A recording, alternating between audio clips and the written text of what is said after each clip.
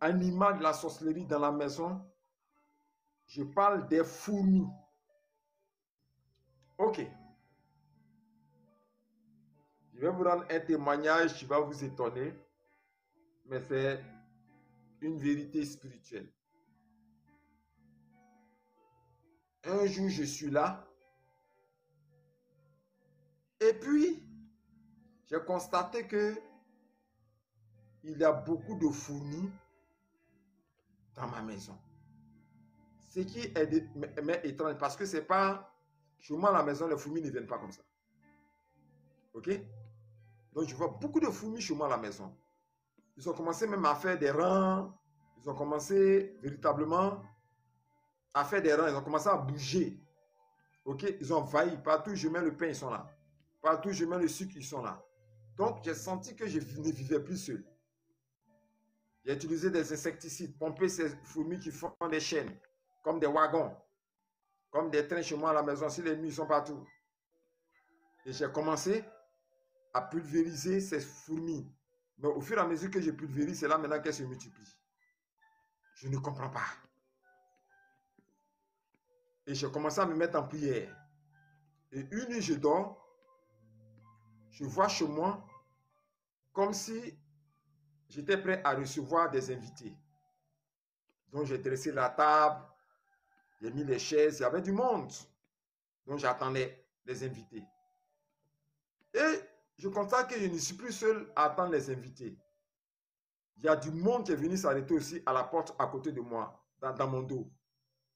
Je leur demande, mais vous faites quoi ici? Ils disent non, comme tu as invité des personnes qui doivent venir te voir là. Donc nous aussi, on est venu t'aider pour les accueillir. Il dit, vous avez quitté dans mon quartier, c'était dans mon quartier d'enfance. Et donc vous avez quitté à Yopougon là-bas jusqu'à vous êtes venu ici. Il dit non, nous n'avons pas quitté à Yopougon pour venir ici. Hein. Nous on est avec toi ici. Donc tu penses que c'est toi qui as accueilli les gens quoi. Et dit, vous vivez dans la maison, ils disent qu'ils vivent dans la maison. Ah! Vous vivez ici, et puis j'ai reconnu les visages. Les vieilles mères, les grandes soeurs de Fou et tout. Mais c'est pas possible. Vous vivez dans la maison ici avec moi. Ils disent oui, nous vivons ici avec toi. Donc moi-même, je ne savais pas que les fourmis qui étaient dans la maison, c'était que la représentation de la population des gens de l'ancien quartier dans lequel je vivais depuis mon enfance, qui se sont déportés chez moi sous forme de fourmis et qui vivaient dans la même maison que moi. Mais bon, écoutez, merci là-bas, vous qui êtes montés, je vais vous donner la parole tout à l'heure. Écoutez, tu ne peux pas être dans ta propre maison et spirituellement, d'autres personnes vivent avec toi. Si ta maison est bondée de personnes qui sont des amis d'enfance ou des connaissances de ton quartier d'enfance qui sont venus remplir ta maison, mais ça va multiplier les factures, ça va multiplier les dépenses. Ok? Tout va se multiplier. Tu vas voir que tes chats se multiplient. Pourquoi? Parce que tu n'es plus seul à la maison spirituellement. Parce qu'ils sont là avec toi. Ils mangent le même riz que toi. Ils consomment le même courant que toi. Ils se lavent avec la même eau que toi. La nourriture, tout et tout. Ils consomment l'électricité. Ils consomment le téléphone avec toi. Pourquoi? Parce que tu pensais que tu étais seul à la maison. Mais tu n'es pas seul à la maison parce qu'il y a des entités spirituelles qui sont transformées sous forme de souris qui sont dans la maison. De fourmis qui sont dans la maison. Donc, ce que je suis en train de vous dire, ce sont des témoignages que moi j'ai vécus. Ok? Maintenant, pour ceux qui sont montés, voilà, je vous dis shalom, shalom. Je ne vous mets pas en pause.